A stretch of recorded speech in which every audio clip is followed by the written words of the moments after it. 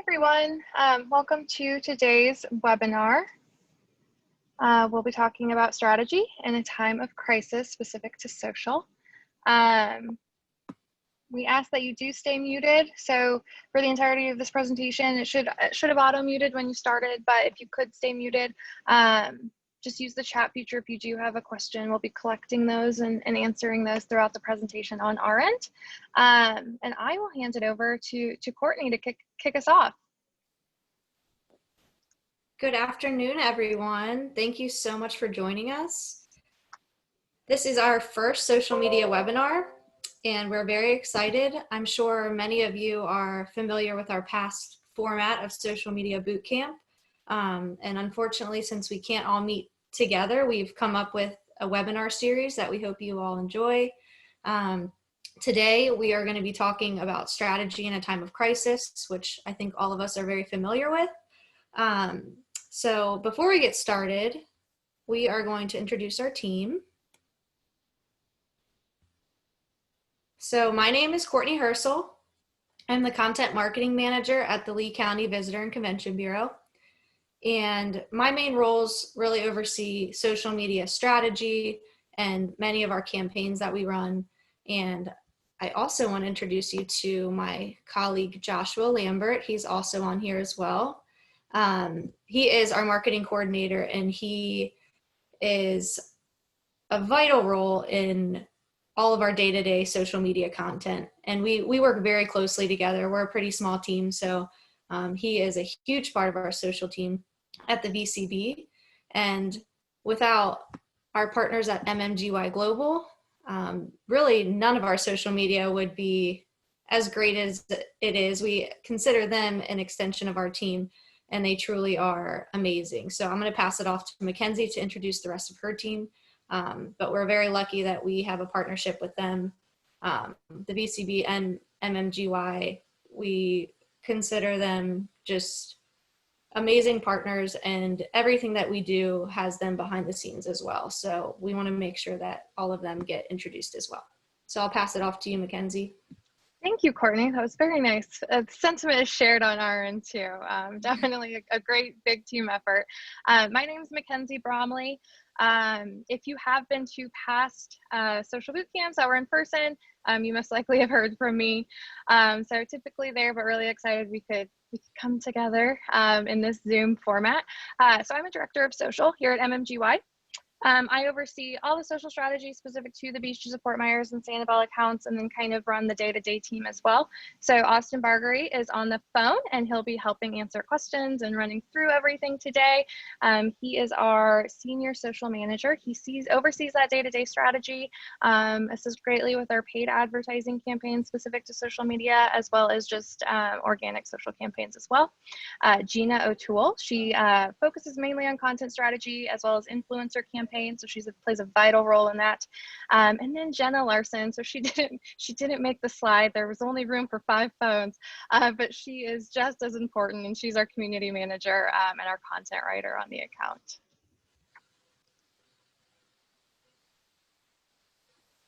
And Courtney, if you want to kick us off again. Yep. And before we get started and dive in, I just want to let everybody know that this is being recorded. So you will have access to this recording and the presentation afterwards. We'll make sure to send that out to everyone.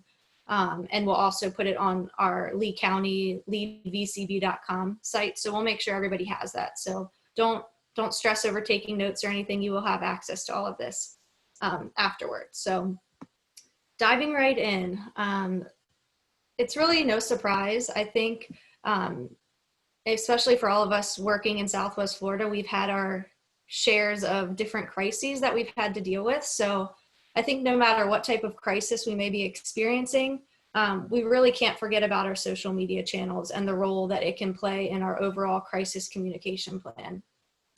It really should play a key role in our plans, because it's an immediate way to communicate to our audience and quickly get messages out in a succinct way.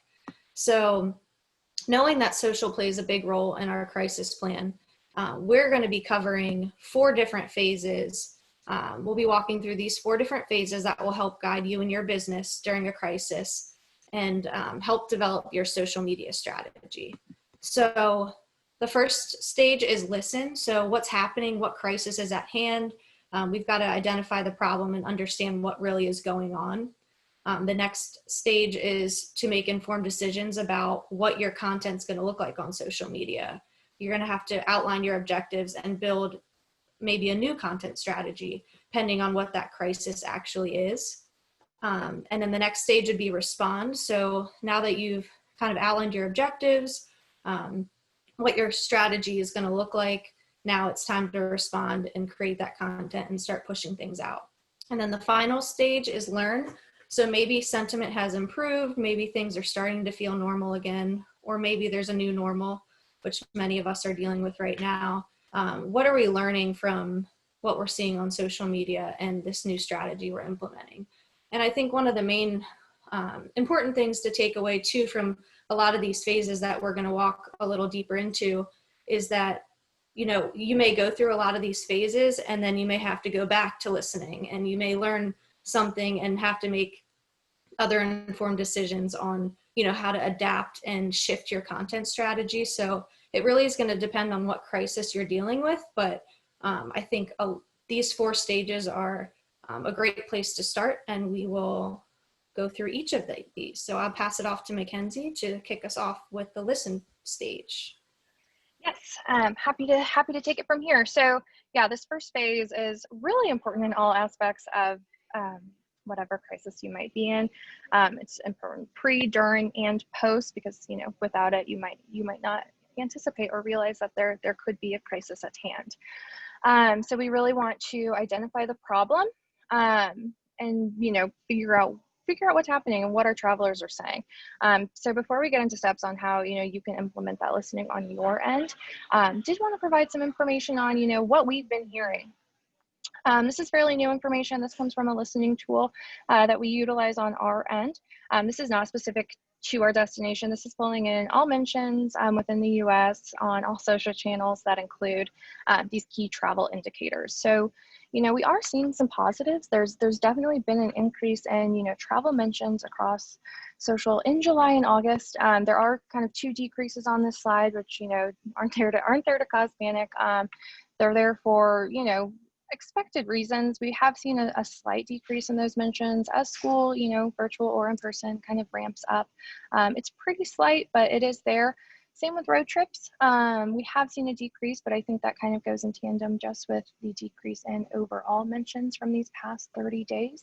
It's still an extremely high volume. I know we've heard road trips mentioned a lot because that is the preferred, you know, method of travel kind of during these times. So while we do see a decrease, it's still extremely high when you compare it to other transportation categories. That said, air travel is starting to kind of get picked up back into that conversation.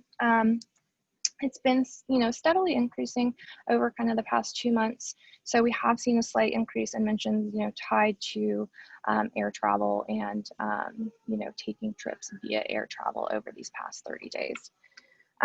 Just kind of to drive that point home, I love these 2 word clouds. So this is really taking everything we were just talking about, all of that listening, and really distilling it down into those key top keywords that people were using within these time periods. So, as we know, March was not a very fun month. There was a little doom and gloom there for a bit. You can see that through kind of those mentions people were using: cancel, refund, closed, leave, change. Those were all really big back then. People were very, you know, scared, rightfully so, and they were confused on, you know, how that changed their travel plans and, you know, how to get their money back. Well, it can sometimes still feel like that. I think this also shows, you know, people have moved more into that positive, more into that kind of inspiration or future travel discussion. So people are traveling. On vacation was a big one in August. They're using a lot of those travel hashtags that, you know, provide inspiration, like wanderlust, travel photography, insta travel. So they're using those again. So it's really great to see. I just love this slide because I think sometimes, you know, we're stuck in the now, and it can still seem not so pleasant. And I know, you know, it is not so pleasant for many people, but in terms of overall travel, you know, we're starting to see, you know, kind of a nice change in overall sentiment of that conversation. So just speaking to that a little further, excuse me, wow, oh gosh, sorry about that, got a little stuck on the mouse, I guess. So top considerations when choosing a destination. So I really think this comes at no surprise, but people are really still, wanting to make decisions based on those health and safety protocols that a destination has. As well as, keeping in mind all of the activities and experiences open for business, and the ability to travel via their preferred, method of transportation. So whether that be road trips, whether that be, plane, that's really the key indicator, during this time. And same with top trip types. Family leisure trips. This was from August, so this is about a month old, so not, not that old, but with back to school happening, I would, anticipate that with any new wave of data we get, that might decrease a bit. But love seeing, visiting friends and relatives and romantic trips on there, because I do think that those are two benefits our destination offers. Okay, so now that we've provided a few key data points, we want to make sure you also have some tools in place to better understand how your audience is speaking about, your business, your attraction, or the destination as a whole. So even without paid tools in place, there are really simple steps that you can take, just to get a better grasp on what your audience is saying. I think the first really big one is, assigning someone, whether that be you or a coworker or a teammate, but just assign someone to ensure that, they are listening, establishing a cadence for when they're checking in on those mentions or any keyword streams you might set up. And then also, just as important, is really briefing the whole team on current social sentiment. So you really have a direct tie to what people are saying about you at any given time. So making sure people who, might not be in your social channels or working, on your social channels on a day or weekly basis, making sure they still understand kind of what's being said, and how that sentiment's looking and kind of what those main comments are. So, after assigning this, after making sure roles are clearly defined, you got to start tracking. But what do you track? So this is really important, just to look at, what you can track from even just a free tool standpoint. Direct mentions are obviously something that you can do natively within platforms. We do have a few options that can just kind of show how, you could aggregate those all into one spot, which would make it easier on you if you have multiple platforms you are managing. Keyword and listening searches. So you can set up keyword tracking for hashtags, so you can see, kind of what that conversation is around a certain hashtag. I think another, really fun aspect of keywords is, obviously, if you set up a keyword search for beach, you might not get a lot of qualified information. You'll get a lot of just kind of useless chatter. But if you were to say, combine two keywords such as travel and Fort Myers Beach, or travel and whatever community you might be in, you'll start to see that conversation really narrow down to something that might be of use to you. You can include a business name, you can, include an activity, but really making sure that you have that action tied to either a business, a place, or your community, I think can really distill just some conversations that are happening that aren't directly tied to you. And then of course, Google Alerts, which I'm sure everyone, uses, but if not, those are really easy to set up, and something that, you don't even have to seek out. They come right to your inbox. And most importantly about tracking is really ensuring you're saving those important mentions. So if you're getting a lot of negative chatter around one subject, even if you just save them in an Excel sheet, or include those links in an email that you're sending out on a weekly basis, just making sure you have a place where those are saved, so you can kind of go and look back and make sure you're just tracking those appropriately, or you're counting. We had 10 negative mentions this week and 15 positive mentions this week, just so you can kind of see any shifts in net sentiment week over week. As mentioned, there are a few resources that we've outlined. So these are all tools that our team has used in different capacities over the past years. It goes from kind of the simplest format to a more elaborate format here. TweetDeck is a free tool. It is Twitter only, but it does a really great job of allowing you to set up monitoring streams for different users, those hashtags, any search terms like I just mentioned earlier, and creating those into really nice lists. So while it is Twitter only, you can at least get a lot of a lot of chatter from Twitter. As we know, people like to just send out those short little tweets in a high capacity. So still a lot you could distill just from using that platform. Hootsuite's another great option. There are free and paid subscriptions. So, if you haven't used a tool like this, specific to listening or just monitoring chatter, I definitely recommend you start with a free tool and something that might be a little basic, just so you can get your feet wet and kind of set up things to your liking and make sure it's something that you can easily manage on your own end before exploring a paid option and really investing in it. Hootsuite is great because it can be used for all social channels. So you can pull in Facebook or Instagram and kind of look at those mentions, or at least posts you're sharing out within one interface, which is really nice. And again, it can monitor all those different users, hashtags, search terms, and lists. Sprout Social, that is more advanced. So it is a full-on paid subscription. There are different tiers just based on, the services or the amount of accounts you have. It again can be used for all channels. It can do, everything in terms of monitoring those lists. It has a great community management feature, so does Hootsuite. And it has a few more listening capabilities outside of kind of just those keyword and hashtag lists that Hootsuite or TweetDeck might. This is a tool we currently use. We use it for community management and reporting. But again, if you're kind of getting your feet wet and wading the waters of just monitoring sentiment, definitely would recommend exploring a free version first. And here's just an example of what that can look like. So this is the Hootsuite interface. This, you don't see any of those keyword streams, but you see how you can look at your posts. You can see how you can look at mentions. There you see your post for Instagram.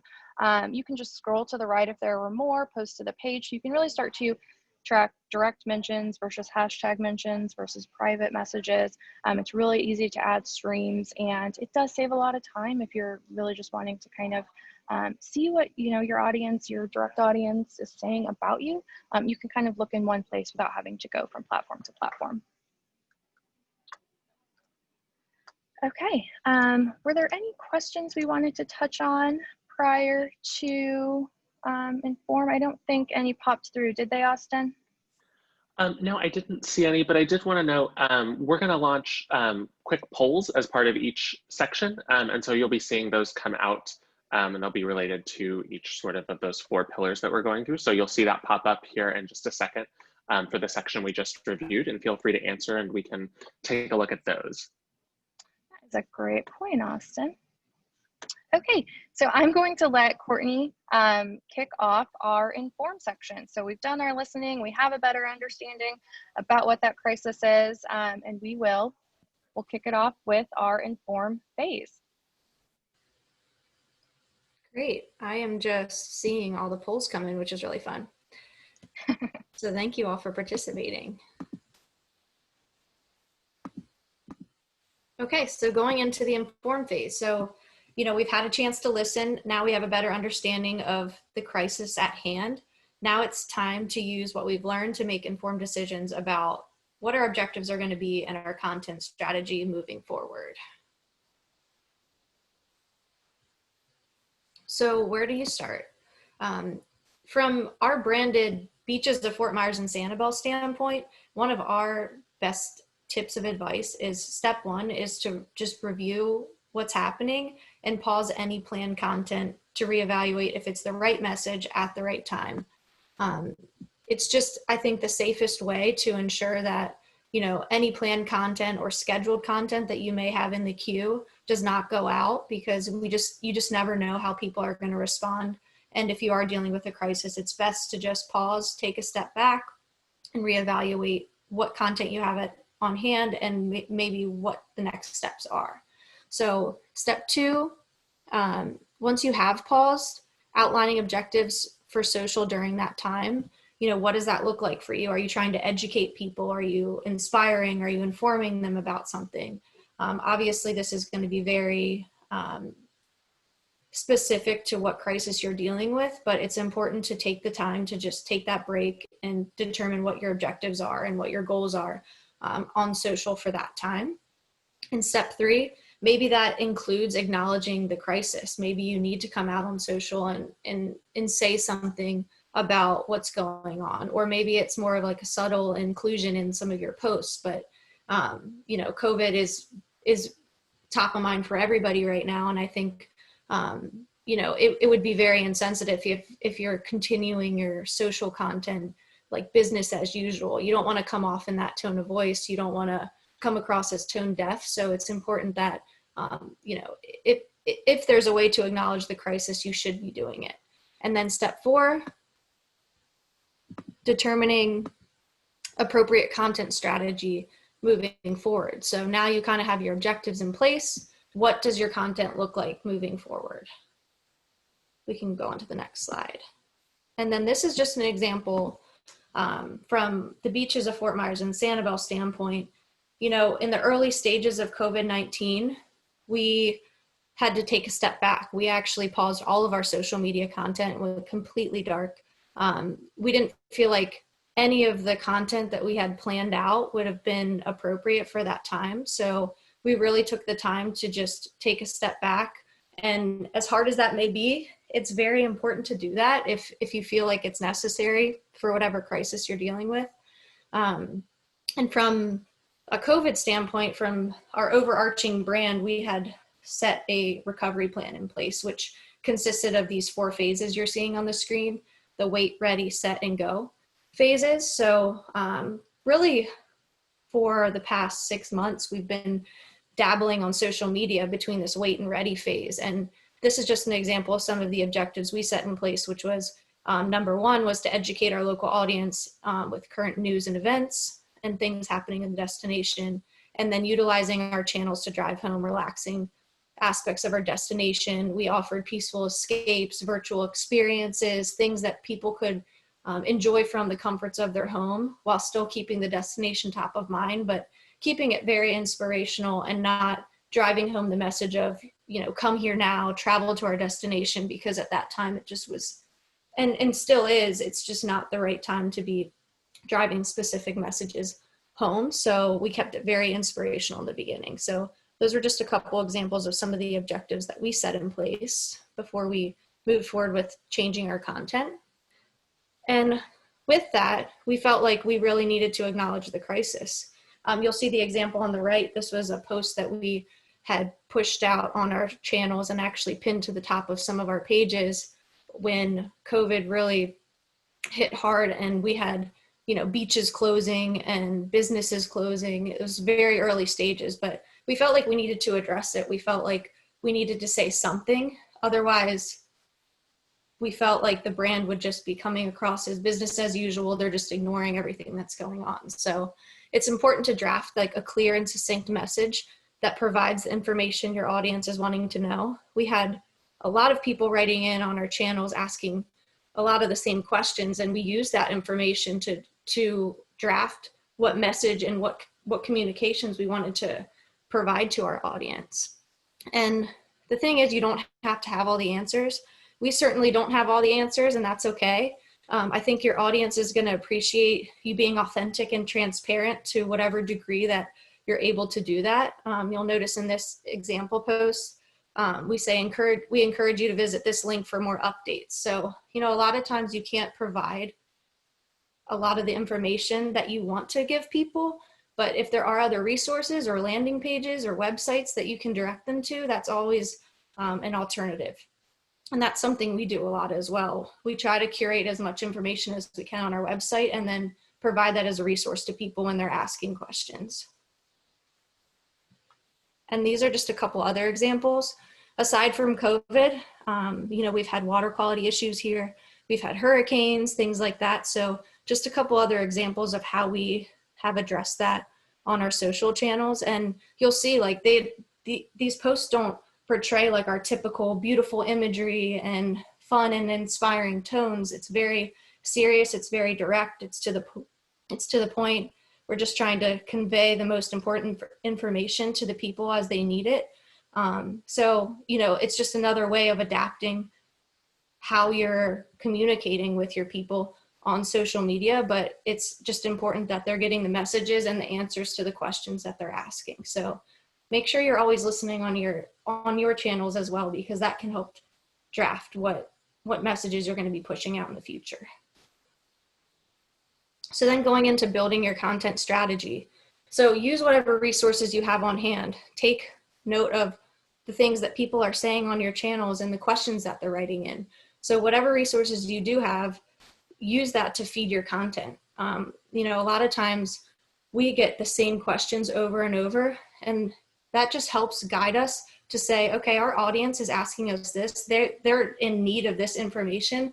Let's, you know, incorporate this into our strategy on a weekly basis. Or maybe there's a way that we can help them find answers that they need in a specific way. So, you know, we work that into our content on a weekly basis.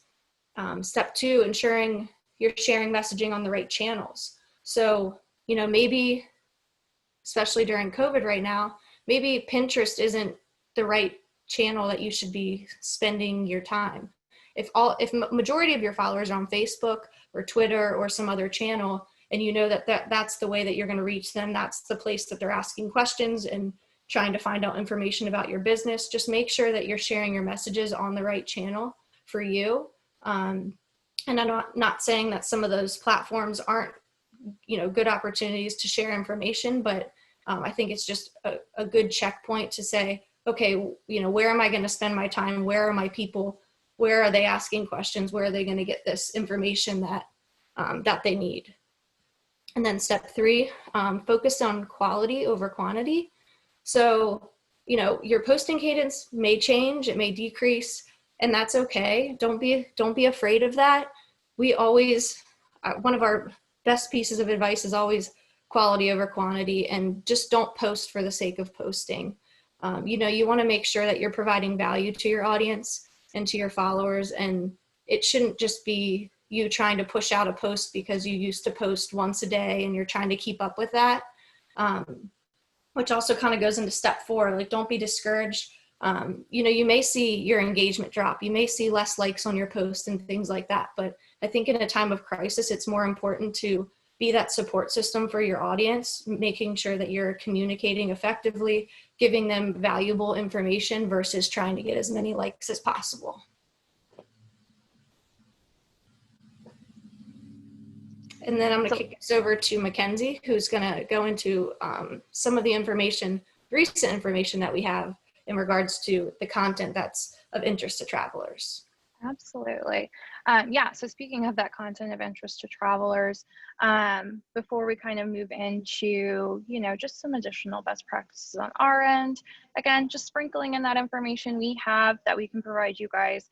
This is really specific to, you know, what those themes or what those messages from destinations, attractions and whatnot would motivate someone to visit again once, you know, it is of course safe to do so. So no surprise here, it's still continued. This is just from the end of August, so very recent. Safety is still, you know, our consumers' #1 priority. They really want to see us prioritizing that. They love to see new safety or cleaning protocols, and just get that reassurance that it is safe, you know, to visit again, and they have the answers to their questions. I think, you know, there's a lot of questions about how to do something, or, you know, what is safe and what should I do once I get to a certain spot. So really making sure that that's top of mind is something that travelers really want to see and what they're really looking for in terms of content you're sharing on your channels. Another, you know, positive note is really, you know, in that top 5, they still want to see, you know, that destination specific advertising. So they're looking and longing for that inspiration again. So it's not just about the safety, even though that is of the utmost importance. They do want to see those inspirational messages and, you know, our beautiful videos and those photos that we have to share.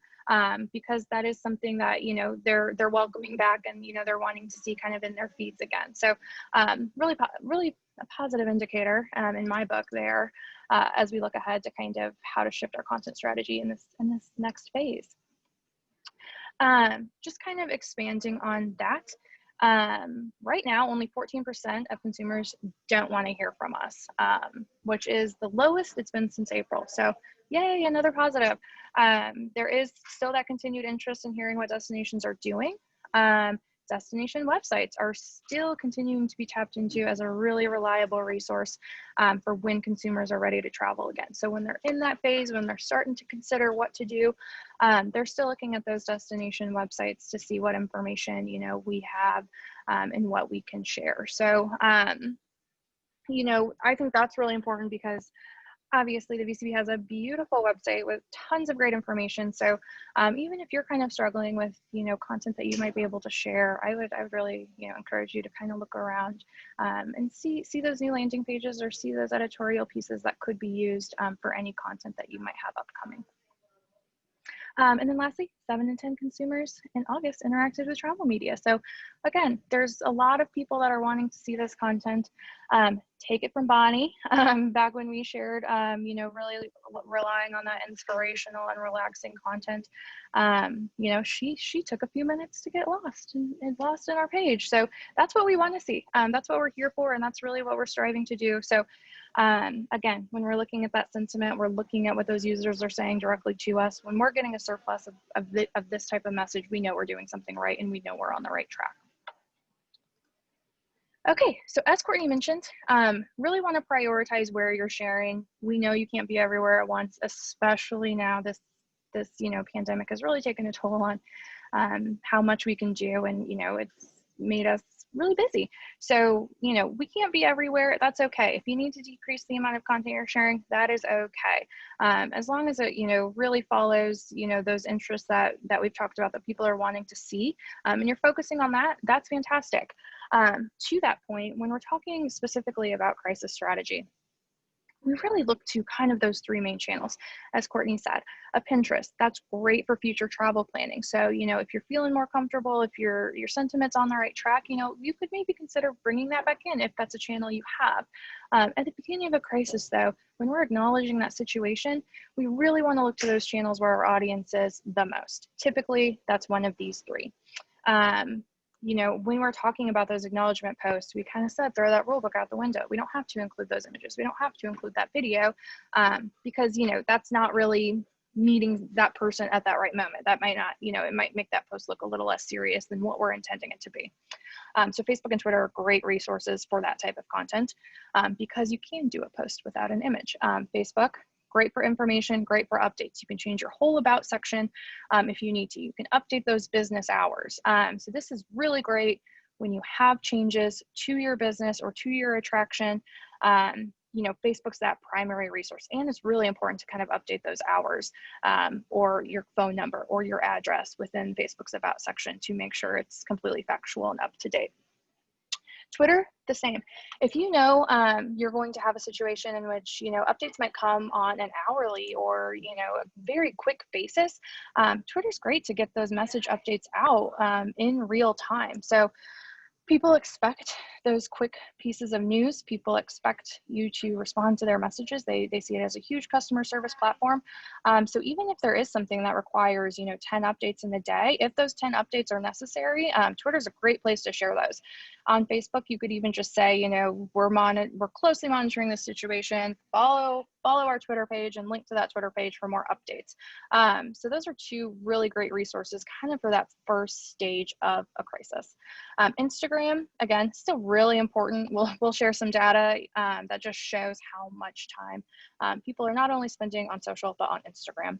And this can really help, you know, kind of once you're past that acknowledgement phase, you know, once you're in that stage of highlighting those cleanliness procedures, really trying to showcase any new things you've adopted through real-time imagery and video, Instagram's really the place to do so.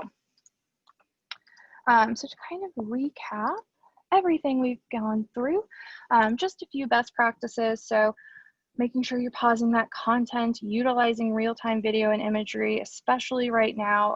I think it's important to weave in that future travel planning message in your content. You know, your audience is in a lot of different places. We can't be everything to everyone. So making sure we're at least, you know, kind of covering our bases and speaking to people who are comfortable traveling now and in the future is just really smart, you know, in this current crisis that we are in. Informing our audience of those safe travel tips whenever possible. I think that's also, you know, kind of when we said don't throw the rule book out. Right now, it's okay to have long posts.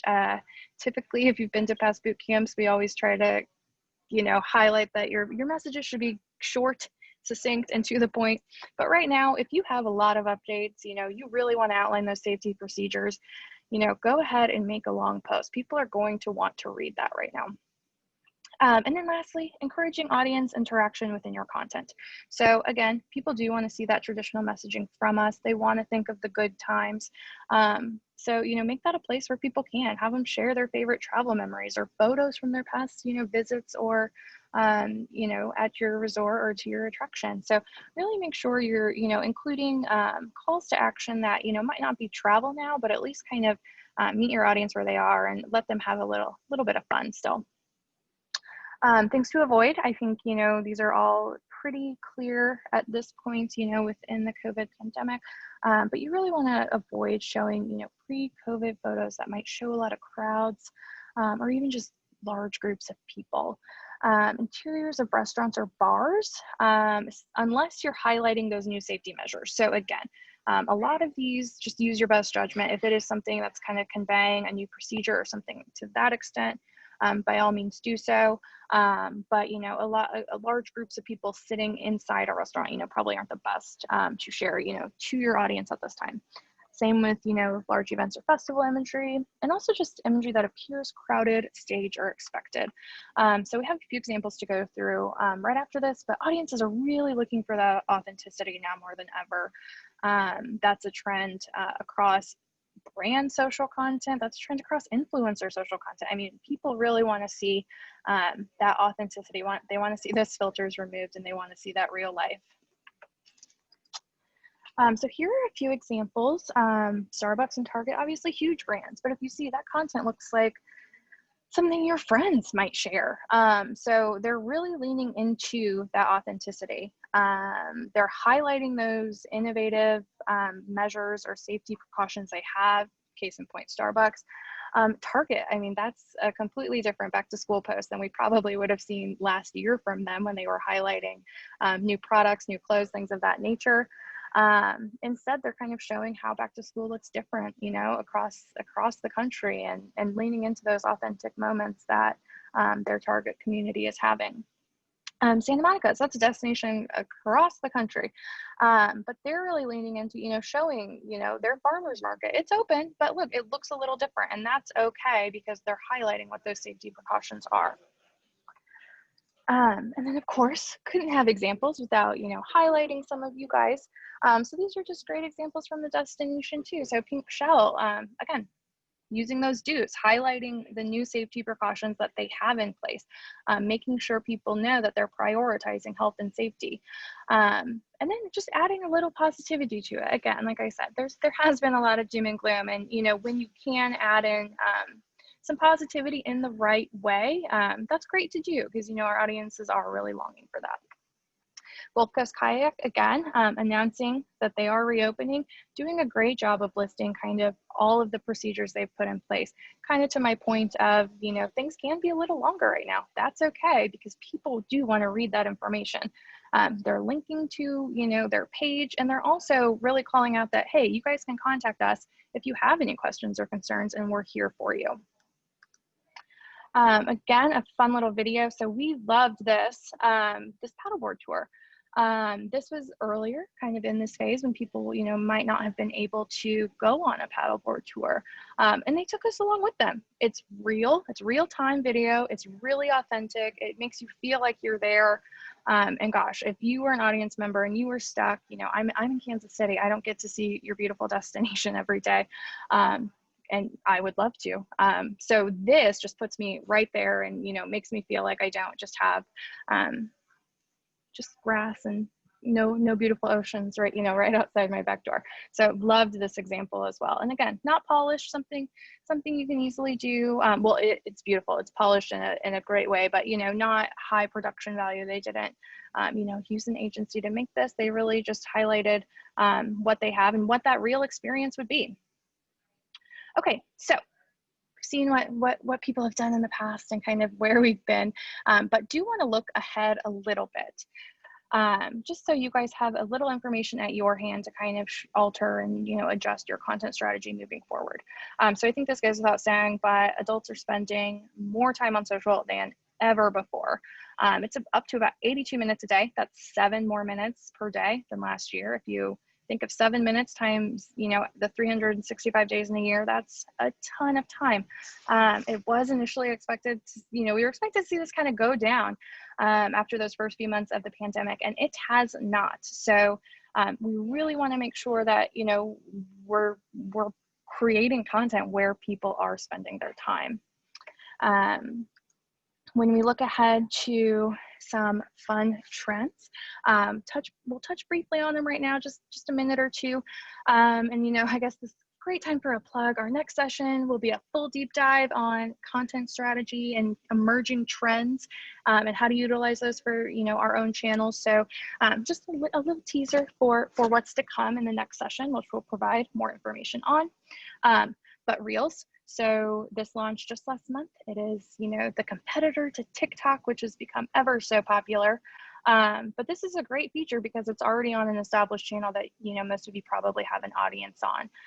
It's a maximum of 15 seconds. It appears both in, their section of a profile and in the Instagram feed. So it's really everywhere you would see a post. Instagram stories, still huge, still around. Users are spending about, I think it might be more, but they're spending at least equal time up in that story section than they are in the feed.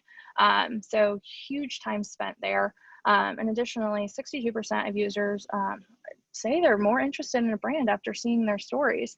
So it is kind of an important feature to look ahead to.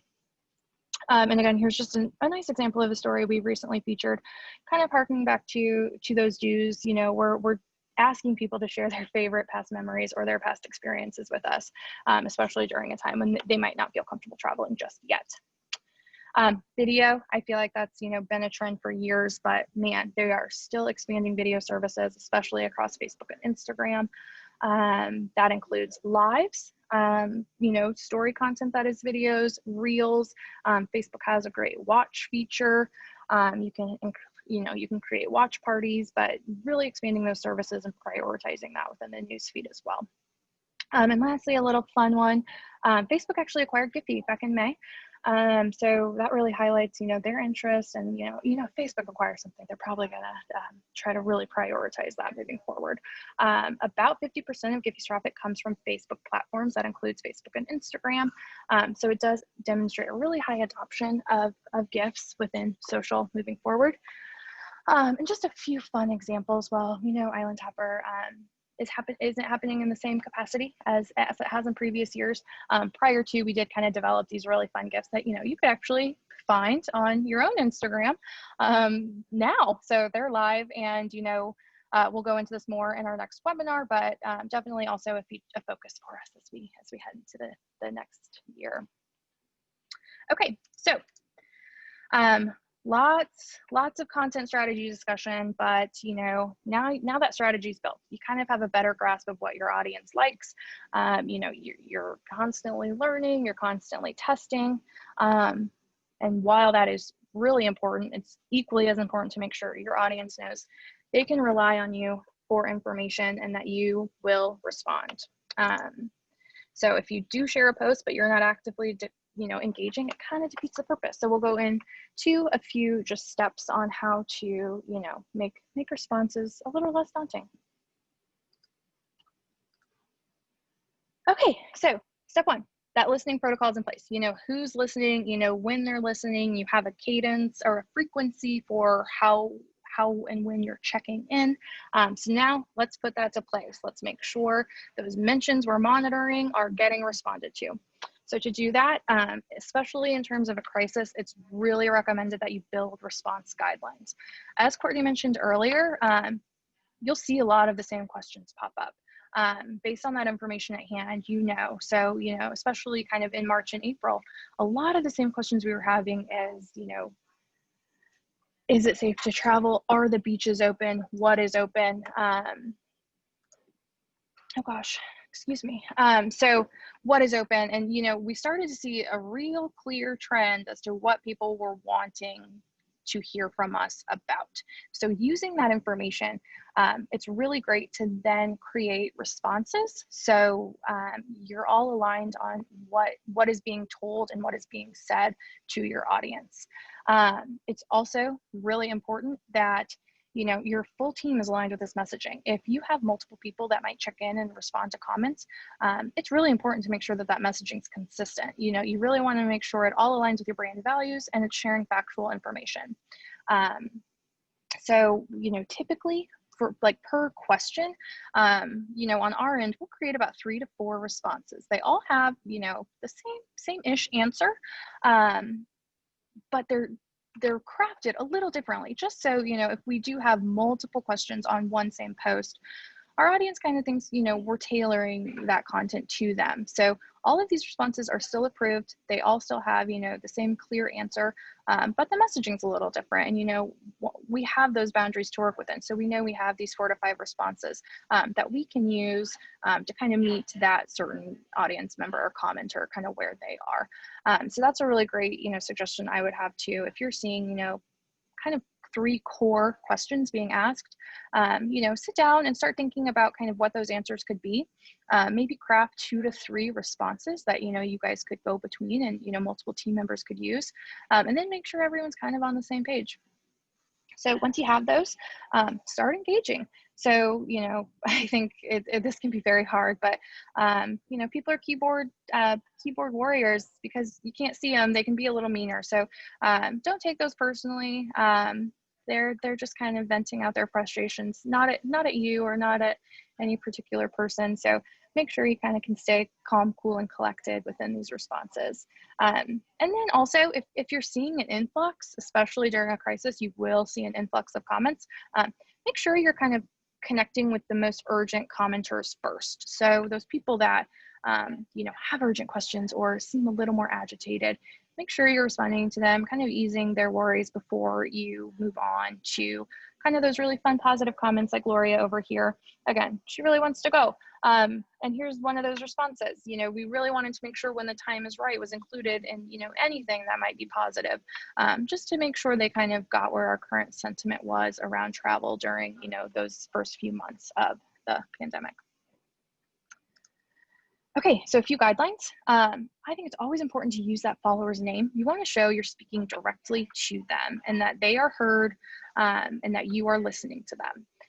You want to provide a clear answer to the follower's question. Again, they'll appreciate even if you might not have a super clear answer, and transparency's also great. If you say, you're learning by the moment and we will keep you updated, the fact that you acknowledge them will make a difference, and 9 times out of 10, they'll be very appreciative.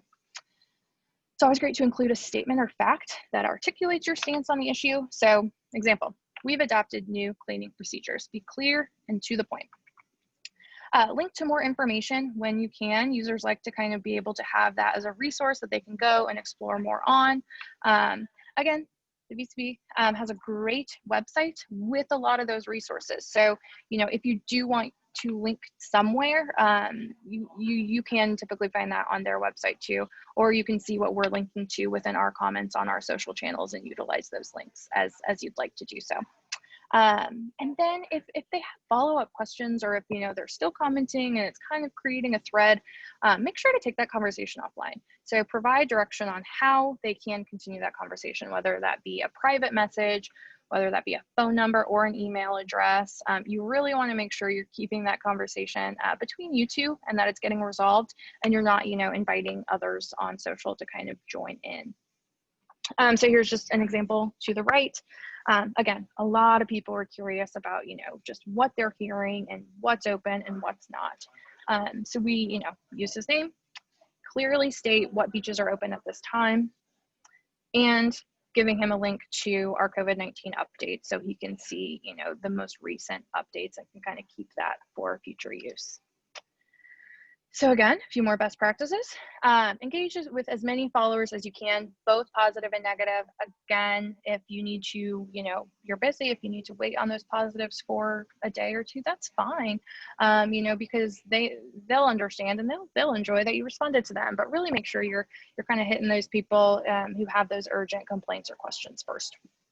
Again, be authentic. you're probably not going to have all the answers. I mean, throughout this, I don't think anyone has the answers. We're all kind of learning day by day. So just give the information or share the information that you can provide or you're able to provide at this time, because your audience will appreciate the acknowledgement. And then, of course, encouraging our audience to reach out directly should this issue require further discussion. As mentioned, just avoid arguing. Some commenters, I'm sure you've all experienced, can get a little aggressive or defensive. So in those cases, it's really up to you. Use your best judgment. If you think they're not looking for a real resolution, if they're just there to vent, that is something that you can just leave be, especially if you know or expect that a solution might not come from it. Try to avoid deleting posts as well, especially for those people who might get aggressive or defensive. They'll get even more aggressive or defensive if they can't find their post anymore. So Facebook has a great hide feature.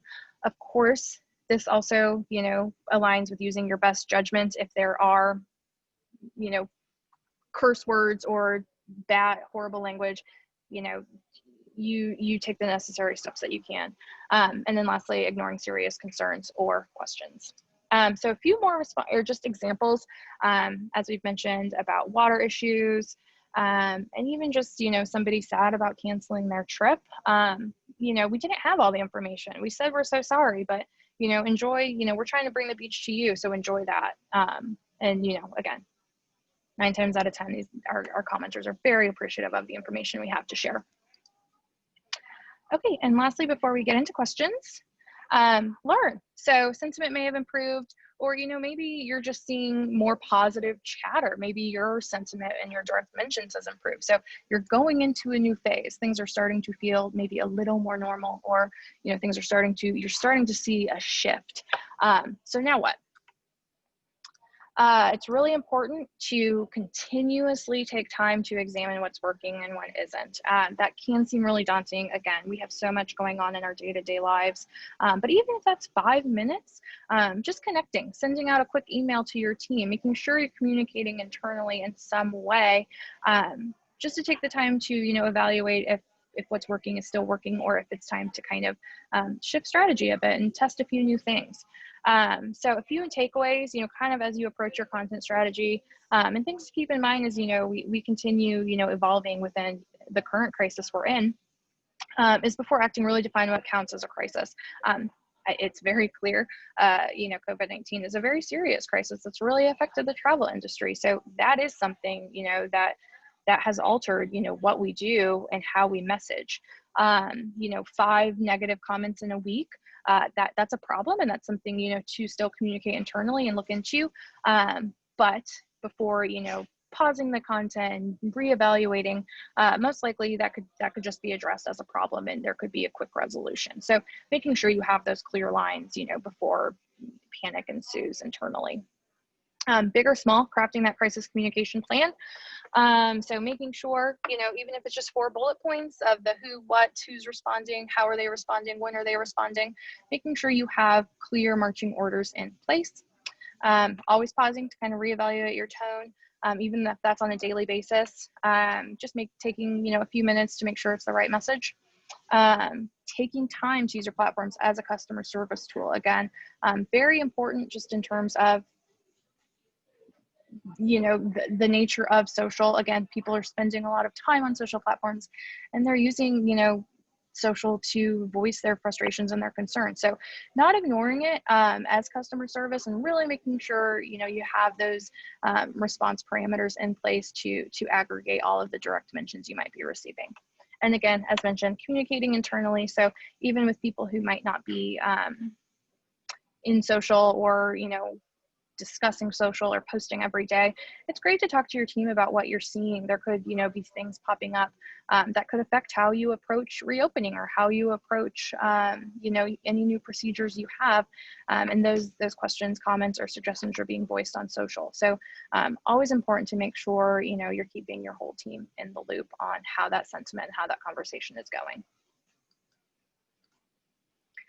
Okay, well, we have a few minutes. Are there any questions that we saw come in that we'd like to address? Or any questions anyone has right now that they'd like to say?